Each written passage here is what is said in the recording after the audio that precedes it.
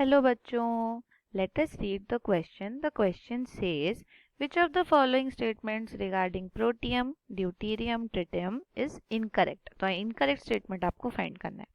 Option A, they are isotopes of hydrogen. Option B, they have similar electronic configuration. Option C, they exist in the nature as 1:2:3. And option D, their atomic masses are in the ratio of 1:2:3. तो इसको करने से पहले आपको जानना है इसका की कंसेप्ट. ऑलराइट, और यहाँ की कंसेप्ट जानना जरूरी है.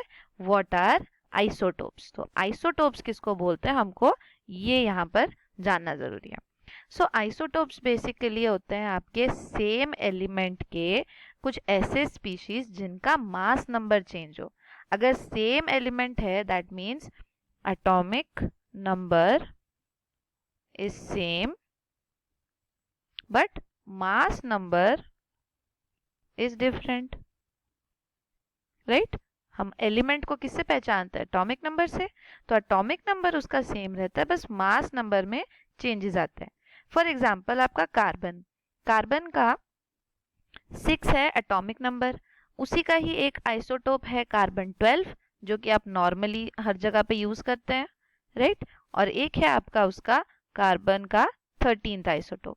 राइट? उसका मास नंबर 13 है. अब इसमें चेंजेस फिर किस चीज में आ रहे हैं? अगर आप देख रहे हैं कि प्रोटॉन नंबर सेम रह रहा है तो क्या चेंज हो रहा है जिसकी वजह से उसका मास नंबर चेंज हुआ? यस, आपने उसके न्यूट्रॉन्स के नंबर चेंज कर दिए. तो न्यूट्रॉन्स नंबर चेंजेस, और जैसे आप न्यूट्रॉन्स चेंज करते हो मास नंबर चेंज होता है, क्योंकि मास नंबर आप क्या बोलते हो? ए के इक्वल, और ये होता है number of proton plus number of neutron. तो इसीलिए आइसोटोप्स चेंज करते हैं जब आप उसके न्यूट्रॉन के नंबर्स में चेंजेस लाते हो. अब हम क्वेश्चन पे चलते हैं. क्वेश्चन में आपको दिया हुआ है प्रोटियम, जिसको हम बोलते हैं H11. ये है आपका प्रोटियम. ओके, फिर है आपका H12, ये है आपका ड्यूटीरियम, इसको हम बोलते हैं ड्यूटीरियम. और एक है आपका H13, इसको हम बोलते हैं ट्रिटियम. तो यहाँ क्वेश्चन में जो आपको दिया है ये इनके बारे में बात कर रहा है. अब जैसे ही बोला यहाँ पे फर्स्ट स्टेटमेंट है कि आइसोटोप्स ऑफ हाइड्रोजन, तो आप देखो सब जगह पे आपका एटॉमिक नंबर सेम है 111, यानी ये सारे हाइड्रोजन के हैं, लेकिन मास नंबर में चेंज आ रहा है 1, 2 and 3. Right? Protium, deuterium and tritium. इसीलिए हम इनको क्या बोलते हैं? दीज आर आइसोटोप्स ऑफ कौन से एलिमेंट? हाइड्रोजन. तो this statement is correct. Okay, तो नेक्स्ट स्टेटमेंट पे चलते हैं. They have similar electronic configuration. अगर आपको कोई इलेक्ट्रॉनिक कॉन्फ़िगरेशन के बारे में पूछे तो we know that electronic configuration में हम नंबर ऑफ इलेक्ट्रॉन्स को अरेंज करते हैं. नंबर ऑफ इलेक्ट्रॉन्स को अरेंज करते हैं according to aufbau principle. Right? According to aufbau principle जो बोलता है लोएस्ट एनर्जी शेल जो होता है, लोएस्ट एनर्जी उसको पहले फिल करना है और आपको धीरे धीरे करके फिर हाईएस्ट एनर्जी शेल की तरफ मूव करना है. राइट? तो अगर आप कॉन्फ़िगरेशन वाइज देखना चाहो, हमने देखा कि नंबर ऑफ प्रोटॉन्स तो आपके इनके लिए चेंज नहीं कर रहे, नंबर ऑफ प्रोटॉन्स हमेशा सेम रहते हैं. तो प्रोटियम, ड्यूटीरियम और ट्रिटियम तीनों अगर आइसोटोप्स हैं हाइड्रोजन के, तो they have same number of protons, same number of protons in isotopes. तो अगर नंबर ऑफ प्रोटॉन सेम है तो नंबर ऑफ इलेक्ट्रॉन्स भी सेम होंगे. ऐसा क्यों? क्योंकि अगर आप ध्यान से देखो, जो प्रोटॉन्स होते हैं वो हमारे पॉजिटिवली चार्ज स्पीशीज है और जो इलेक्ट्रॉन है वो नेगेटिवली चार्ज स्पीशीज है. अगर आपका एटम न्यूट्रल है, क्या है? न्यूट्रल, यानी उसके ऊपर कोई चार्ज स्पीशीज नहीं है, तो नंबर ऑफ प्रोटॉन और नंबर ऑफ इलेक्ट्रॉन हमेशा सेम होंगे. राइट? तो अगर आप देख रहे हैं कि ये जितने आइसोटोप्स यहाँ लिखे गए थे, all of these isotopes are neutral, इनमें कोई चार्ज नहीं है. तो अगर इनके पास नंबर ऑफ प्रोटॉन 1 है तो नंबर ऑफ इलेक्ट्रॉन भी 1 होगा. ऑल राइट, अगर नंबर ऑफ इलेक्ट्रॉन 1 है तो इनका कॉन्फ़िगरेशन क्या हो जाएगा? Electronic configuration. तो कॉन्फ़िगरेशन हमने ऑफ बॉ के हिसाब से लोएस्ट एनर्जी में देखना है. Lowest energy shell is 1s1, और तो इसमें आपको सिर्फ 1 इलेक्ट्रॉन डालना है, तो 1s में 1 ही इलेक्ट्रॉन जाएगा और सेकंड इलेक्ट्रॉन के लिए स्पेस खाली रहेगी. इसीलिए सारे isotopes configuration of all isotopes क्या हो जाएगा 1s1। तो ये ऑप्शन भी करेक्ट है।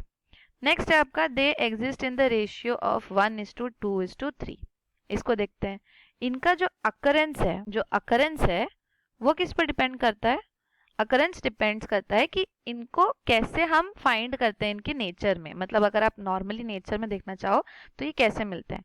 अब बहुत कॉमन है आपका ये 1h1, राइट। हम हमेशा हाइड्रोजन के लिए मास 1 लिखते हैं, फिर 1s2 और 1,3, ठीक है। तो इसमें से जो आपका फर्स्ट वाला है जो नॉर्मल है, यही आपका 98% के आसपास प्रेजेंट है इन नेचर। 99 इनफैक्ट 99.9% आपका नेचर में ये एग्जिस्ट करता है। जो आपका ड्यूटीरियम है ये कहीं 0.015% पे एग्जिस्ट करता है, और जो आपका ट्रिटियम है इसका बहुत ही कम एग्जिस्टेंस है, 10⁻⁻15% के आसपास। तो ये इसको हम क्या बोलते हैं? इसको हम रेडियो एक्टिव भी बोलते हैं, रेडियो एक्टिव। ये इतना कम अमाउंट में प्रेजेंट है, ये तभी होता है जब कोई रेडियो एक्टिव रिएक्शंस की बात करते हैं। तो अगर आप इनका रेशियो लेना चाहो, रेशियो, तो बहुत ही चेंजेस आएंगे, मतलब ये सबसे हाईएस्ट अमाउंट में प्रेजेंट है और ये बहुत ही कम है। तो इनफैक्ट ऐसे बोल सकते हैं कि ये 1:0:0 में भी बोल सकते हो आप, क्योंकि इनका रेशियो इतना कम है, राइट। तो यहाँ लेकिन क्या दिया 1:2:3, but that is not true, right. 1:2:3 होता मतलब सबसे ज्यादा अमाउंट आपके ट्रिटियम का होना चाहिए था, but that is not correct. तो इसीलिए ऑप्शन नंबर सी आपका एक इनकरेक्ट स्टेटमेंट दे रहा है इनके एग्जिस्टेंस के बारे में। डी को भी चेक कर लेते हैं। Their atomic masses are in the ratio of 1:2:3। तो अब हमने देखा कि इनको हम कैसे लिखते हैं, 1h1 1h2 1h3। तो इनका जो एटॉमिक मास है वो क्या है, 1 2 एंड 3। इसलिए अगर आप इनका atomic ratio, atomic mass ratio की बात करो तो वो कितना हो जाएगा, 1:2:3, राइट। तो this is the correct one. तो आपको जो स्टेटमेंट नंबर डी दिया है दैट इज ऑल्सो करेक्ट। तो आपका इनकरेक्ट स्टेटमेंट कौन सा? तो your incorrect statement is option number C. This will be the final answer. Hope you understood it well. Best of luck.